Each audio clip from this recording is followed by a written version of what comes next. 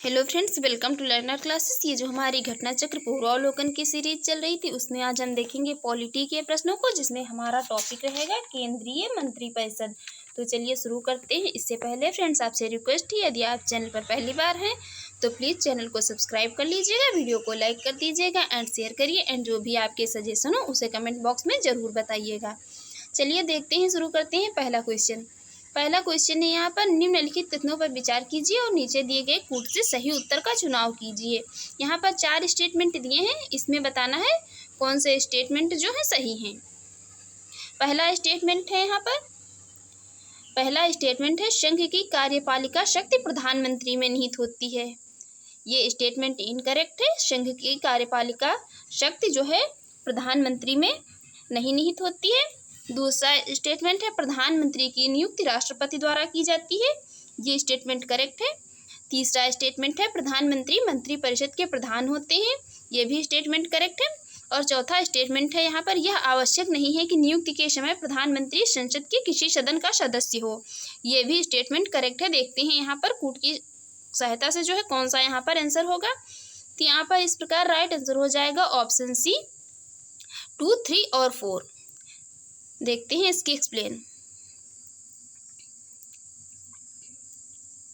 संविधान के अनुच्छेद 53 के खंड 1 के अनुसार क्या है, संघ की कार्यपालिका शक्ति राष्ट्रपति में निहित होती है, ना कि प्रधानमंत्री में। यहाँ पर कह रहा था कि इसकी कार्यपालिका की शक्ति जो है किसमें होती है, प्रधानमंत्री में निहित होती है, ये राष्ट्रपति में निहित होती है। इसका प्रयोग संविधान के अनुसार स्वयं या अपने अधीनस्थ अधिकारियों द्वारा करेगा। अनुच्छेद 74(1) के तहत प्रधानमंत्री मंत्रिपरिषद का प्रधान होता है। अनुच्छेद 75(1) के अनुसार क्या है, प्रधानमंत्री की नियुक्ति राष्ट्रपति द्वारा होती है। अनुच्छेद 75(5) के प्रावधान के तहत कोई भी व्यक्ति यदि संसद सदस्य नहीं है तो भी वह प्रधानमंत्री बन सकता है या मंत्रिपरिषद में सम्मिलित हो सकता है, लेकिन 6 माह के भीतर उसे सदन की सदस्यता अवश्य लेनी चाहिए। ये जो है ये 6 माह के भीतर जो है उसे सदन की सदस्यता अवश्य लेनी चाहिए। याद रखिए कि ऑप्शन में कहीं कहीं 3 माह दे देता है, कहीं कहीं 1 माह। क्वेश्चन जब पूछता है तो ये याद रखिए 6 माह। देखते हैं अगला क्वेश्चन है यहाँ पर, भारत के प्रधानमंत्री के विषय में निम्नलिखित कथनों में से कौन सा सही है। यहाँ पर प्रधानमंत्री के विषय में 4 स्टेटमेंट दिए हैं, इसमें बताना है कौन सा स्टेटमेंट जो है प्रधानमंत्री के विषय में सही है। यहाँ पर राइट आंसर हो जाएगा ऑप्शन डी, प्रधानमंत्री मंत्रिपरिषद का वास्तविक नेता है। प्रधानमंत्री मंत्रिपरिषद का जो है वास्तविक नेता है। देखते हैं इसकी एक्सप्लेन। भारत के संविधान के अनुच्छेद 74(1) में स्पष्ट उल्लेख है कि राष्ट्रपति को सहायता और सलाह देने के लिए एक मंत्रिपरिषद होगी, जिसका प्रधान कौन होगा, प्रधानमंत्री। राष्ट्रपति अनिवार्यता ऐसे व्यक्ति को प्रधानमंत्री नियुक्त करता है जो उस दल का नेता जिसका लोकसभा में बहुमत, या ऐसा व्यक्ति जो अन्य राजनीतिक दलों का समर्थन प्राप्त करके लोकसभा में विश्वास मत प्राप्त कर लेगा। अन्य सभी मंत्री राष्ट्रपति द्वारा प्रधानमंत्री की सलाह पर नियुक्त किए जाते हैं। अनुच्छेद 75(3) के तहत क्या है, इसमें मंत्रिपरिषद प्रधानमंत्री सहित लोकसभा के प्रति सामूहिक रूप से उत्तरदायी होती है। ये स्टेटमेंट जो है याद रखिए इस लाइन को, ये लोकसभा के प्रति उत्तरदायी होती हैं सामूहिक रूप से। मंत्रिपरिषद जो है ये मंत्रिपरिषद होता है जो, तो ये लोकसभा के प्रति सामूहिक रूप से उत्तरदायी होती है। ये कहीं कहीं पूछ देता है, स्टेटमेंट दे देता है कि लोकसभा के प्रति मंत्रिपरिषद जो है ये लोकसभा के प्रति सामूहिक रूप से उत्तरदायी है, या राज्यसभा के प्रति, या विधानमंडल के, या विधानपालिका के, इस तरह स्टेटमेंट दे देता है। तो याद रखिए ये जो मंत्रिपरिषद होती है ये लोकसभा के प्रति सामूहिक रूप से उत्तरदायी होती है। आगे बात करते हैं। यहाँ पर प्रधानमंत्री व्यवहार में राष्ट्रपति के माध्यम से किसी भी मंत्री को बर्खास्त कर सकता है। व्यवहार में प्रधानमंत्री मंत्रिपरिषद का वास्तविक नेता होता है। व्यवहार में क्या है, जो प्रधानमंत्री होता है वो मंत्रिपरिषद का वास्तविक नेता होता है। देखते हैं अगला क्वेश्चन है यहाँ पर, भारत का प्रधानमंत्री होता है, तो भारत का प्रधानमंत्री नियुक्त होता है। राइट आंसर हो जाएगा ऑप्शन डी। देखते हैं अगला क्वेश्चन है यहाँ पर, भारत का प्रधानमंत्री मुख्य है। भारत का प्रधानमंत्री किसका मुख्य है, तो यहाँ पर राइट आंसर हो जाएगा ऑप्शन बी, केंद्रीय सरकार का। भारत का प्रधानमंत्री जो है तो वो केंद्रीय सरकार का मुख्य होता है। अगला इसकी एक्सप्लेन देखते हैं यहाँ पर। अनुच्छेद 74(1) के अनुसार राष्ट्रपति को सहायता और सलाह देने के लिए एक मंत्रिपरिषद होगी जिसका प्रधान प्रधानमंत्री होगा। इस प्रकार भारत का प्रधानमंत्री केंद्रीय सरकार का व्यवहारिक प्रमुख होता है। वस्तुतः यह लोकसभा में बहुमत प्राप्त दल या संगठन का नेता होता है। कौन? प्रधानमंत्री। अगला क्वेश्चन है यहाँ पर, भारतीय संविधान के अनुच्छेद 78 में प्रावधान है दायित्वों का। यहाँ पर जो ये भारतीय संविधान का आर्टिकल 78 है, इसमें किसके दायित्वों का प्रावधान किया गया है? तो ये किया गया है प्रधानमंत्री के। राइट आंसर हो जाएगा ऑप्शन डी। इसमें आर्टिकल 78 में प्रधानमंत्री के दायित्वों का प्रावधान किया गया है। इसमें कौन कौन से दायित्व शामिल हैं देखते हैं। संघ के कार्यकलाप के प्रशासन संबंधी और विधान विषयक प्रस्थापनाओं संबंधी मंत्रिपरिषद के सभी विनिश्चय राष्ट्रपति को संसूचित करें। संघ के कार्यकलाप के प्रशासन संबंधी और विधान विषयक प्रस्थापनाओं संबंधी जो जानकारी राष्ट्रपति मांगे वह दें। और इसमें क्या सम्मिलित है? इसमें सम्मिलित है किसी विषय को जिस पर किसी मंत्री ने विनिश्चय कर दिया है किंतु मंत्रिपरिषद ने विचार नहीं किया है, राष्ट्रपति द्वारा अपेक्षा किए जाने पर परिषद के जो है समक्ष विचार के लिए रखे। कौन? प्रधानमंत्री। अगला है यहाँ पर, कैबिनेट का तात्पर्य है।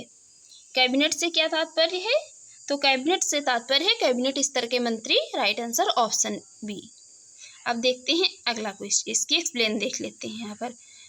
कैबिनेट या मंत्रिमंडल प्रधानमंत्री सहित कैबिनेट स्तर के मंत्रियों की परिषद होती है, जबकि मंत्रिपरिषद में प्रधानमंत्री एवं कैबिनेट स्तर के मंत्रियों सहित राज्य मंत्री एवं उप मंत्री भी जो है शामिल होते हैं। मंत्रिमंडल का उल्लेख किसमें है? तो ये आर्टिकल जो 352 है, इसमें ये 44वें संविधान संशोधन अधिनियम द्वारा जोड़ा गया है। मंत्रिमंडल का उल्लेख इसमें किया गया है। अगला क्वेश्चन है यहाँ पर, कैबिनेट में सम्मिलित होते हैं। राइट आंसर है यहाँ पर ऑप्शन बी। केवल इसमें जो है कैबिनेट में केवल कैबिनेट मंत्री सम्मिलित होते हैं। अगला क्वेश्चन यहाँ पर, संविधान में मंत्रिमंडल शब्द का एक ही बार प्रयोग हुआ है और वह है, तो ये यहाँ पर केवल जो है 352 आर्टिकल है, इसमें केवल जो है ये मंत्रिमंडल शब्द का प्रयोग हुआ है। और भारतीय संविधान के किसी भी आर्टिकल में जो है ये मंत्रिमंडल शब्द का प्रयोग नहीं हुआ है। और ये भी किसमें हुआ है? तो ये 44वें संविधान संशोधन अधिनियम जो है 1978 के तहत जोड़ा गया था। अगला है यहाँ पर, संघ सरकार के संदर्भ में निम्नलिखित कथनों पर विचार कीजिए। इसमें यहाँ पर जो है संघ सरकार के संदर्भ में 2 स्टेटमेंट दिए हैं, इसमें बताना है कौन सा स्टेटमेंट जो है सही है। पहला स्टेटमेंट है, कैबिनेट सचिव की सलाह पर प्रधानमंत्री द्वारा भारत सरकार के मंत्रालयों विभागों का सृजन किया जाता है।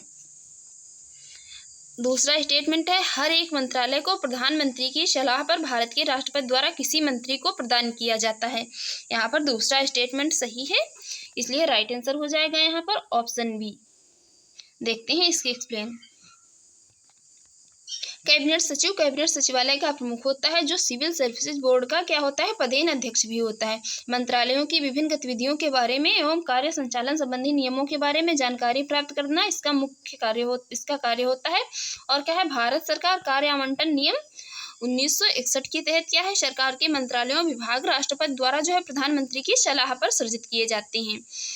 इसमें प्रधानमंत्री की सलाह पर भारत के राष्ट्रपति द्वारा किसी मंत्री को नियुक्त किया जाता है तथा मंत्रालयों या विभागों का बंटवारा भी जो है राष्ट्रपति द्वारा प्रधानमंत्री की सलाह पर किया जाता है। इसमें ये क्या है? जो मंत्रालय और विभागों का बंटवारा किया जाता है, तो ये राष्ट्रपति के द्वारा जाता है, लेकिन ये प्रधानमंत्री की जो है सलाह पर इसमें किया जाता है। देखते हैं अगला क्वेश्चन है यहाँ पर, संसदीय शासन में वास्तविक कार्यपालिका शक्ति किसके पास होती है? तो ये होती है किसी प्रधानमंत्री के पास। Right answer option B. भारतीय संविधान के अनुसार प्रधानमंत्री का पद बहुत महत्वपूर्ण होता है। संसदीय व्यवस्था में राष्ट्रपति केवल नाम मात्र का क्या है? कार्यकारी प्रमुख होता है तथा वास्तविक कार्य शक्तियां सभी किसके पास होती हैं? तो ये सभी प्रधानमंत्री के पास होती हैं। अनुच्छेद 74(1) के अनुसार राष्ट्रपति को सहायता और सलाह देने के लिए एक मंत्रिपरिषद होगी, जिसका प्रधान कौन होता है? प्रधानमंत्री होगा। और राष्ट्रपति अपने कृत्यों का प्रयोग करने में ऐसी सलाह के अनुसार कार्य करेगा। अगला क्वेश्चन है यहाँ पर, निम्नलिखित कथनों पर विचार कीजिए। 2 स्टेटमेंट दिए हैं, इसमें बताना है कौन सा स्टेटमेंट जो है सही है। पहला स्टेटमेंट है यहाँ पर, राष्ट्रपति भारत सरकार का कार्य अधिक सुविधापूर्वक किए जाने के लिए और मंत्रियों में उक्त कार्य के आवंटन के लिए नियम बनाएगा। स्टेटमेंट, ये स्टेटमेंट एकदम करेक्ट है। दूसरा स्टेटमेंट है भारत सरकार की समस्त कार्यपालिका जो है कार्यवाहियाँ प्रधानमंत्री के नाम से हुई कही जाएंगी। दूसरा स्टेटमेंट जो है यहाँ पर इनकरेक्ट है, इसलिए यहाँ पर राइट आंसर हो जाएगा ऑप्शन ए, केवल एक। देखते हैं इसकी एक्सप्लेन।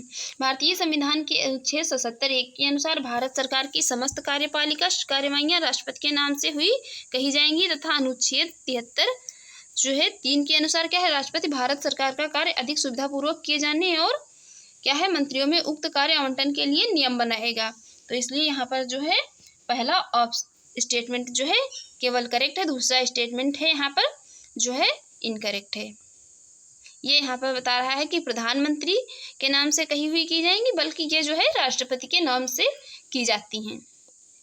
अगला क्वेश्चन है यहाँ पर, यदि भारत के प्रधानमंत्री संसद के उच्च सदन के सदस्य हैं तो राइट आंसर है यहाँ पर ऑप्शन ए, वे अविश्वास प्रस्ताव की स्थिति में अपने पक्ष में वोट नहीं दे सकेंगे। देखते हैं इसकी एक्सप्लेन। प्रधानमंत्री या मंत्रिपरिषद का कोई सदस्य जो किसी भी सदन का सदस्य है वह वहां बोल सकता है, मतदान कर सकता है, किंतु क्या है वह जिस सदन का सदस्य नहीं है वहां बोल तो सकता है किंतु मतदान में भाग नहीं ले सकता है। अविश्वास प्रस्ताव मंत्रिपरिषद में लोकसभा के विश्वास के निर्धारण हेतु लोकसभा में ही लाया जाता है। अतः यदि भारत के प्रधानमंत्री संसद के उच्च सदन के सदस्य हैं तो वे अविश्वास प्रस्ताव की स्थिति में अपना वोट नहीं दे सकेंगे। यदि अविश्वास प्रस्ताव लोकसभा में पारित हो जाए तो मंत्रिपरिषद को क्या होगा, त्याग पत्र देना पड़ेगा। यदि इसमें अविश्वास प्रस्ताव क्या है लोकसभा में पारित हो जाए तो मंत्रिपरिषद को त्याग पत्र इसमें देना पड़ेगा, समस्त मंत्रिपरिषद को त्याग पत्र देना पड़ेगा। देखते हैं अगला क्वेश्चन। अगला क्वेश्चन है यहाँ पर, भारतीय संविधान के निम्नलिखित प्रावधानों में से कौन सा प्रावधान मंत्रिपरिषद की नियुक्ति और पदच्युति को विवेचित करता है। ये करता है कौन सा, आर्टिकल 75। राइट आंसर हो जाएगा ऑप्शन डी। भारतीय संविधान का जो है आर्टिकल है 75 मंत्रिपरिषद की नियुक्ति और पदच्युति का विवेचित करता है। इसमें क्या है 75 का जो है भाग खंड 1 के अनुसार इसमें क्या है, प्रधानमंत्री की नियुक्ति राष्ट्रपति करेगा और अन्य मंत्रियों की नियुक्ति राष्ट्रपति क्या है प्रधानमंत्री की सलाह पर करेगा। इसमें जो 75(2) है इसका, ये आर्टिकल 75(2) के अनुसार क्या है, मंत्री राष्ट्रपति के प्रसाद पर्यंत पद धारण करेंगे। कौन मंत्री जो है इसमें, तो ये राष्ट्रपति के प्रसाद पर्यंत पद धारण करेंगे। अगला क्वेश्चन है यहाँ पर, आमतौर पर भारत के प्रधानमंत्री होते हैं तो वे कौन होते हैं, वे होते हैं लोकसभा के सदस्य। Right answer option B. संविधान के अनुसार प्रधानमंत्री दोनों सदनों में से किसी भी सदस्य जो है, दोनों सदनों में से किसी का भी सदस्य हो सकता है, राज्यसभा या लोकसभा की बात हो रही है यहाँ पर। आमतौर पर वह लोकसभा का सदस्य होता है क्योंकि लोकसभा जनता के द्वारा प्रत्यक्ष रूप से निर्वाचित निकाय है और वह लोकतांत्रिक ढंग से निर्वाचित सरकार का प्रतिनिधित्व करता है। कौन, प्रधानमंत्री। फिर भी राज्यसभा से प्रधानमंत्री बनाए जाने पर जो है कोई प्रतिबंध नहीं है। प्रधानमंत्री जो है तो यहाँ पर लोकसभा और राज्यसभा से के दोनों सदनों में से किसी एक से भी बनाया जा सकता है, लेकिन ज़्यादा लोकतांत्रिक यही है कि वह लोकसभा का सदस्य हो। लेकिन यहाँ पर वरीयता किसको दी जाती है, जो कि लोकसभा का सदस्य हो। ज़्यादा लोकतांत्रिक यही है जो लोकसभा का सदस्य है।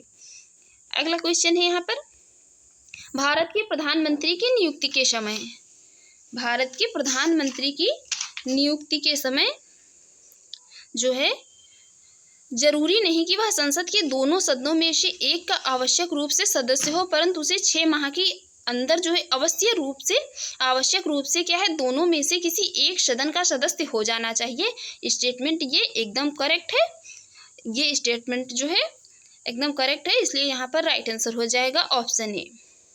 जरूरी नहीं है कि प्रधानमंत्री की नियुक्ति होती है तो वह नियुक्ति के समय जो जरूरी नहीं कि वह संसद के दोनों सदनों में से क्या है किसी एक का आवश्यक रूप से सदस्य हो, परंतु क्या है उसे 6 माह के अंदर जो है आवश्यक रूप से दोनों सदनों में से लोकसभा या राज्यसभा में से किसी एक का जो है सदस्य हो जाना चाहिए, ये अनिवार्य है।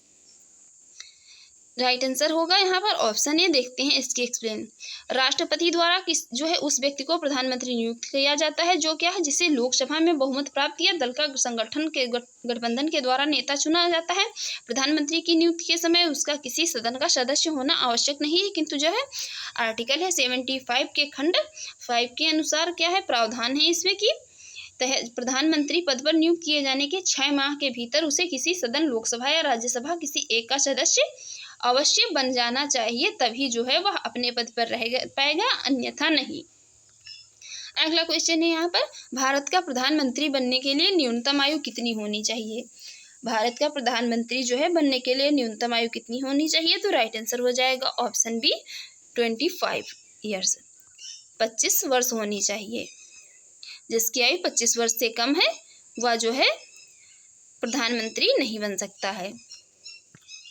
संविधान के अनुच्छेद 75(1) के अनुसार राष्ट्रपति प्रधानमंत्री की नियुक्ति करेगा। वह व्यक्ति संसद सदस्य क्या है, लोकसभा या राज्यसभा से होना अनिवार्य है, अथवा 6 माह के भीतर जो है उसे उसका सदस्य हो जाना चाहिए। उसकी आयु क्या है? जो लोकसभा के सदस्य हैं, यहाँ पर ये भी जो है देख लीजिए, सदस्यों के लिए भी अलग अलग आयु का निर्धारण किया गया है। जो लोकसभा के सदस्य हैं उन्हें कितनी होनी चाहिए? कम से कम 25 वर्ष की आयु, तथा जो राज्यसभा के सदस्य हैं उन्हें कम से कम 30 वर्ष की आयु जो है का होना आवश्यक है। तो ये जान लीजिए, मतलब कहीं पर यदि क्वेश्चन में लोकसभा या राज्यसभा दिया है तो ये 25 वर्ष और 30 वर्ष, इस हिसाब से ऑप्शन पे यहाँ पर आंसर देना है। अतः जो है प्रधानमंत्री बनने हेतु क्या है, न्यूनतम आयु क्या है, 25 वर्ष लोकसभा सदस्य हेतु है, ये यहाँ पर लिखा हुआ है। प्रधानमंत्री जो बनने हेतु है, जो लोकसभा का सदस्य यदि प्रधानमंत्री बनेगा तो उसकी आयु 25 वर्ष होनी चाहिए, और यदि राज्यसभा का कोई सदस्य जो है प्रधानमंत्री के पद के लिए नियुक्त होता है तो उसकी आयु कितनी होनी चाहिए? 30 वर्ष होनी चाहिए। अगला क्वेश्चन है यहाँ पर, प्रधानमंत्री को किसके द्वारा नियुक्त किया जाता है? तो राष्ट्रपति के द्वारा नियुक्त किया जाता है। Right answer option C. संविधान की आर्टिकल 75 के खंड 1 के अनुसार क्या है, तहत प्रधानमंत्री को राष्ट्रपति द्वारा नियुक्त किया जाता है, और वह बहुमत जो है प्राप्त पार्टी द्वारा नामित व्यक्ति होता है। ये सभी अभी हम एक्सप्लेन कर चुके हैं, इसलिए देखते हैं अगला क्वेश्चन। अगला क्वेश्चन है, अग्रलिखित में से कौन सा वक्तव्य सही है कि भारत के प्रधानमंत्री के संदर्भ में? यहाँ पर 4 स्टेटमेंट दिए हैं, तो भारत के प्रधानमंत्री के संदर्भ में जो है यहाँ पर कौन से स्टेटमेंट सही हैं? यहाँ पर राइट आंसर है ऑप्शन सी। भारत का प्रधानमंत्री अपने मंत्रिमंडल में जो है मंत्री के रूप में काम करने के लिए व्यक्तियों का चयन करने में पूर्णतः क्या स्वविवेक का प्रयोग करता है। भारत का प्रधानमंत्री जो होता है तो वह अपने मंत्रिमंडल में मंत्रियों के रूप में जो काम करने के लिए व्यक्तियों का चयन करने में क्या होता है, पूर्णतः स्वविवेक का प्रयोग करता है। वह अपने मन से जो है मंत्रियों को कार्य करने के लिए मंत्रियों को नियुक्त करता है, इसमें अपने स्वविवेक के द्वारा। देखते हैं इसके एक्सप्लेन। प्रधानमंत्री मंत्रिपरिषद का प्रधान होता है, अतः उसे अपने सहयोगी के रूप में ऐसे व्यक्तियों को चुनने का पूर्ण अधिकार है जो उसके साथ मिलकर कार्य कर सकें। इस प्रकार मंत्रियों के चयन में वह स्वविवेक का प्रयोग करता है। वह संसद के बाहर के व्यक्ति को भी मंत्री बना सकता है, परंतु उस मंत्री को क्या है 6 माह के अंदर जो है संसद का सदस्य बनना अनिवार्य है। यदि प्रधानमंत्री जो है किसी बाहरी व्यक्ति को अपना मंत्री बनाता है या मंत्री नियुक्त करता है तो उस व्यक्ति को क्या होगा, उस व्यक्ति को 6 माह के अंदर जो है संसद सदस्य बनना होगा, और 6 माह के पश्चात जो है मंत्री पद से मुक्त हो जाना चाहिए। ऐसा नहीं यदि करता है तो वो 6 माह के बाद क्या होगा, उसे मंत्रिपरिषद से हटा दिया जाएगा। देखते हैं अगला क्वेश्चन। अगला क्वेश्चन है यहाँ पर, जो व्यक्ति संसद का सदस्य नहीं है केंद्रीय मंत्री रह सकता है, वो केवल कितने 6 माह तक। Right answer option B. Bharat में मंत्री जो संसद के सदनों में से किसी सदन का भी सदस्य नहीं है उसे मंत्री के पद से मुक्त हो जाना पड़ता है। कितने दिनों के बाद, तो उसे 6 माह के वर्ष बाद, 6 माह के बाद। Right answer option A. अगला क्वेश्चन है यहाँ पर, भारत की संसद के संबंध में निम्नलिखित कथनों में से कौन सा कथन सही नहीं है? भारत की जो संसद है उसके संबंध में निम्नलिखित कथनों में से कौन सा यहाँ पर जो है कथन सही नहीं है? यहाँ पर राइट आंसर हो जाएगा ऑप्शन सी। मंत्रिमंडल की सदस्यता निम्न सदन तक सीमित है। ऐसा नहीं है, मंत्रिमंडल की सदस्यता जो है उच्च सदन तथा निम्न सदन, लोकसभा या राज्यसभा दोनों तक है। देखते हैं इसकी एक्सप्लेन। यहाँ पर जो ये लोकसभा और राज्यसभा इसमें दोनों के साथ सम्मिलित है। यहाँ पर ये मंत्रिमंडल के जो सदस्य हैं, यहाँ पर जो है ये संसद के दोनों सदनों के बाहर का व्यक्ति भी मंत्रिमंडल का सदस्य हो सकता है। अगला है यहाँ पर, भारत का प्रधानमंत्री किसके प्रति जवाबदेह है? भारत का प्रधानमंत्री जो है तो वो किसके प्रति जवाबदेह है? वो जवाबदेह है, अभी हम पहले ही देख चुके हैं, एक्सप्लेन कर चुके हैं सब डिटेल्स में। वो किसके प्रति है? लोकसभा के प्रति। देखते हैं अगला क्वेश्चन। अगला क्वेश्चन है यहाँ पर, मंत्रिपरिषद सामूहिक रूप से उत्तरदायी होती है, रूप से उत्तरदायी होती है किसके प्रति? मंत्रिपरिषद जो होती है तो सामूहिक रूप से किसके प्रति उत्तरदायी होती है? तो वो होती है लोकसभा के प्रति, एक संवैधानिक बाध्यता के अंतर्गत। और ये जो है उपबंध किसमें किया गया है? ये उपबंध किया गया है आर्टिकल 75 के खंड 3 के अनुसार। तो यहाँ पर राइट आंसर हो जाएगा ऑप्शन बी 1, 2 और 3। देखते हैं अगला क्वेश्चन। अगला है मंत्रिपरिषद उत्तरदायी होती है, तो यहाँ पर जो है ये लोकसभा होना चाहिए था। यहाँ पर ऑप्शन में जो कहीं पर भी लोकसभा नहीं दिया हुआ है, इसका राइट आंसर होगा मंत्रिपरिषद उत्तरदायी होती है किसके प्रति? सामूहिक रूप से। तो ये लोकसभा के प्रति होगी। यहाँ पर निकटतम उत्तर जो है क्या हो? संसद हो सकता है, संसद के प्रति, क्योंकि संसद के प्रति यहाँ पर इसका आंसर हो सकता है। अगला क्वेश्चन है, मंत्रिपरिषद किसके प्रति उत्तरदायी होती है? मंत्रिपरिषद जो है किसके प्रति उत्तरदायी होती है? तो यहाँ पर भी ये लोकसभा अध्यक्ष और राज्यसभा अध्यक्ष के सभापति के नहीं, बल्कि लोकसभा के प्रति उत्तरदायी होती है। देखते हैं अगला क्वेश्चन। मंत्रिपरिषद सामूहिक रूप से निम्न में से किसके प्रति उत्तरदायी होती है? तो ये होती है किसके? लोकसभा के प्रति। राइट आंसर है यहाँ पर ऑप्शन डी। अगला क्वेश्चन है, संघीय मंत्रिपरिषद के मंत्री सामूहिक रूप से उत्तरदायी होते हैं। संघीय मंत्रिपरिषद के मंत्री सामूहिक रूप से उत्तरदायी होते हैं किसके प्रति? ये किसके प्रति उत्तरदायी होते हैं? तो ये होते हैं जो है केवल लोकसभा के प्रति। राइट आंसर हो जाएगा यहाँ पर ऑप्शन डी। आर्टिकल 75 के खंड 2 के अनुसार क्या है? संघीय मंत्रिपरिषद के मंत्री राष्ट्रपति के प्रसाद पर्यंत पद धारण करते हैं। और अनुच्छेद 75(3) के अनुसार मंत्रिपरिषद सामूहिक रूप से लोकसभा के प्रति उत्तरदायी होती है। देखते हैं अगला क्वेश्चन। अगला क्वेश्चन है यहाँ पर, भारतीय संविधान के संदर्भ में निम्नलिखित कथनों पर विचार कीजिए। भारतीय संविधान के संदर्भ में यहाँ पर 2 स्टेटमेंट दिए हैं, बताना है कौन सा स्टेटमेंट जो है यहाँ पर सही है, कौन सा स्टेटमेंट जो है यहाँ पर सही है। तो पहला स्टेटमेंट है, संघ मंत्रिपरिषद लोकसभा के प्रति सामूहिक रूप से उत्तरदायी होगी, यह स्टेटमेंट करेक्ट है। दूसरा स्टेटमेंट है, संघ के मंत्री प्रधानमंत्री के प्रसाद पर्यंत अपने पद धारण करेंगे। संघ के जो है मंत्री क्या होंगे? प्रधानमंत्री की प्रसाद पर्यंत अपनी पद धारण करेंगे। यह स्टेटमेंट इनकरेक्ट है, इसलिए यहाँ पर राइट आंसर हो जाएगा ऑप्शन ए। देखते हैं अगला क्वेश्चन। अगला क्वेश्चन है यहाँ पर, भारत संघ में मंत्रिपरिषद संयुक्त रूप से लोकसभा और राज्यसभा दोनों के प्रति उत्तरदायी है।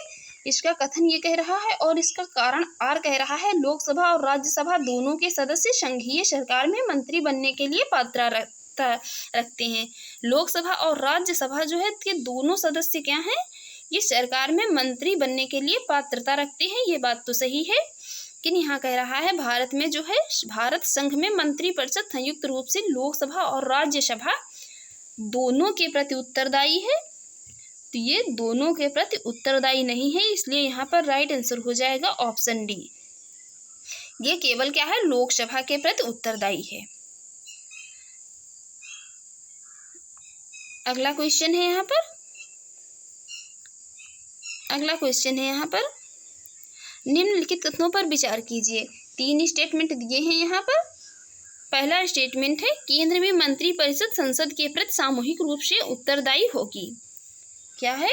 केंद्र में मंत्रिपरिषद जो है सामूहिक संसद के प्रति सामूहिक रूप से उत्तरदायी होगी। ये स्टेटमेंट इनकरेक्ट लग रहा है। दूसरा स्टेटमेंट पढ़ते हैं। दूसरा स्टेटमेंट है, संघीय मंत्री भारत के राष्ट्रपति के प्रसाद पर्यंत पद धारण करेंगे। ये स्टेटमेंट बिल्कुल करेक्ट है। थर्ड वाला स्टेटमेंट है, विधि निर्माण हेतु प्रस्ताव के बारे में क्या है? प्रधानमंत्री राष्ट्रपति को सूचित करेगा। ये स्टेटमेंट भी है करेक्ट है, इसलिए देखते हैं यहाँ पर राइट आंसर हो जाएगा ऑप्शन बी दूसरा। ये यहाँ पर जो है ये दूसरा स्टेटमेंट और तीसरा स्टेटमेंट करेक्ट है, बाकी ये पहला स्टेटमेंट क्या है? ये इनकरेक्ट है। ये केंद्र में मंत्रिपरिषद संसद के प्रति नहीं, ये लोकसभा के प्रति जो है उत्तरदायी होती है, सामूहिक रूप से लोकसभा के प्रति उत्तरदायी होती है। अगला क्वेश्चन है यहाँ पर, अगला क्वेश्चन है, ये सब एक्सप्लेन हम अभी डिटेल में एक्सप्लेन कर चुके हैं, इसलिए यहाँ पर जो है हम एक्सप्लेन नहीं कर रहे हैं। अगला क्वेश्चन है, निम्नलिखित में से किसका भारत के संविधान में तो स्पष्ट उल्लेख नहीं है, पर जो है क्या परिपाटी के रूप में पालन किया गया है। यहाँ पर इसमें जो है किसका, भारत का संविधान जो है इसमें स्पष्ट उल्लेख नहीं है, पर इसमें क्या है, परिपाटी के रूप में इसका पालन किया गया है। यहाँ पर राइट आंसर है ऑप्शन बी। प्रधानमंत्री यदि निम्न सदन में बहुमत खो देगा तो क्या होगा, उसे त्याग पत्र दे देना चाहिए। प्रधानमंत्री क्या करता है, यदि निम्न सदन में बहुमत खो देता है तो उसे त्याग पत्र दे देना चाहिए। ये परिपाटी में इसका पालन किया गया है, इसलिए राइट आंसर हो जाएगा ऑप्शन बी। देखते हैं इसकी एक्सप्लेन। प्रधानमंत्री यदि निम्न सदन लोकसभा में बहुमत खो देगा तो वह क्या होगा, त्याग पत्र दे देता है। इसका संविधान में कहीं उल्लेख नहीं किया गया है, किंतु क्या है, इसमें निम्न सदन के प्रति मंत्रिपरिषद के सामूहिक उत्तरदायित्व की व्यवस्था अनुच्छेद कितने 75 के खंड 3 के कारण यह परंपरा है कि वह बहुमत खोते ही त्यागपत्र दे देता है। कौन, प्रधानमंत्री। अगला क्वेश्चन यहाँ पर, भारतीय राजनीतिक व्यवस्था में कार्यपालिका देश के अधीन रहकर कार्य करती है। भारत की जो राजनीतिक व्यवस्था है इसमें कार्यपालिका किसके अधीन रहकर कार्य करती है, तो जो यहाँ पर ये कार्यपालिका है तो ये विधायिका के अधीन रहकर कार्य करती है। Right answer option C. ये स्टेटमेंट भी क्वेश्चन पूछ लिया जाता है कि भारत में जो है कार्यपालिका किसके अधीन है, तो ये कार्यपालिका विधायिका के अधीन रहकर कार्य करती है। देखते हैं अगला क्वेश्चन, देखते हैं इसके एक्सप्लेन। भारत में संसदात्मक शासन प्रणाली अपनाई गई है। भारतीय राजनीतिक व्यवस्था में कार्यपालिका विधायिका के अधीन रहकर कार्य करती है, क्योंकि राजनीतिक कार्यपालिका का गठन विधायिका के सदस्यों में से होता है और कार्यपालिका जो कि मंत्रिपरिषद सामूहिक रूप से विधायिका मतलब कि लोकसभा के प्रति उत्तरदायी होती है। ये याद रखिए, कहीं कहीं पर जो है ये लोकसभा या लिखा मिल सकता है, कहीं कहीं पर विधायिका भी लिखा मिल सकता है, कहीं कहीं पर जो है निम्न सदन या उच्च सदन कुछ भी लिखा मिल सकता है। तो ये याद रखिए, विधायिका, लोकसभा, निम्न सदन जो है ये सब एक ही चीज़ है। तो ये पूछा जा सकता है जो कार्यपालिका या मतलब मंत्रिपरिषद है किसके लिए जो है सामूहिक रूप से किसके प्रति उत्तरदायी होती है, तो ये होती है विधायिका या लोकसभा के प्रति। अगला क्वेश्चन है यहाँ पर, निम्नलिखित में से कौन सा एक प्रस्ताव भारत में मंत्रिपरिषद रख सकती है। कौन सा एक प्रस्ताव जो है भारत में मंत्रिपरिषद रख सकती है, तो वो रख सकती है विश्वास प्रस्ताव। Right answer option D. देखते हैं इसकी एक्सप्लेन।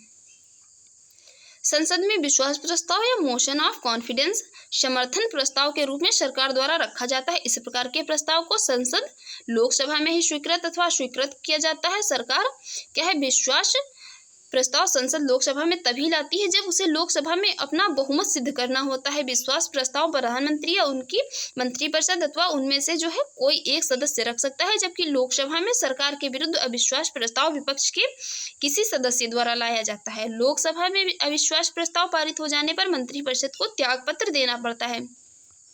क्या होता है, यदि क्या ये लोकसभा में यदि क्या है अविश्वास प्रस्ताव क्या हो पारित हो जाए तो समस्त मंत्रिपरिषद को है क्या त्यागपत्र देना पड़ सकता है। भर्त्सना प्रस्ताव या स्थगन प्रस्ताव भी सामान्यतः विपक्ष द्वारा ही लाए जाते हैं। और ये लाया किसके द्वारा जाता है अविश्वास प्रस्ताव, अविश्वास प्रस्ताव जो है ये तो विपक्ष के किसी सदस्य द्वारा लाया जाता है। अगला क्वेश्चन है यहाँ पर, किस सदन के सदस्यों द्वारा बहुमत से अविश्वास प्रस्ताव पास होने पर मंत्रिपरिषद को त्यागपत्र देना पड़ता है। ये देना पड़ता है लोकसभा के। Right answer option A. देखते हैं अगला क्वेश्चन। अगला क्वेश्चन है, अपना त्यागपत्र देने के बाद भारत में एक मंत्री को अपने त्यागपत्र के विषय में लोकसभा में व्यक्तिगत वक्तव्य देने के लिए किसकी अनुमति की आवश्यकता होती है। ये यहाँ पर जो है किसकी अनुमति की आवश्यकता होती है, तो ये आवश्यकता होती है यहाँ पर इसकी स्पीकर की अनुमति की। Right answer option B. देखते हैं इसके एक्सप्लेन।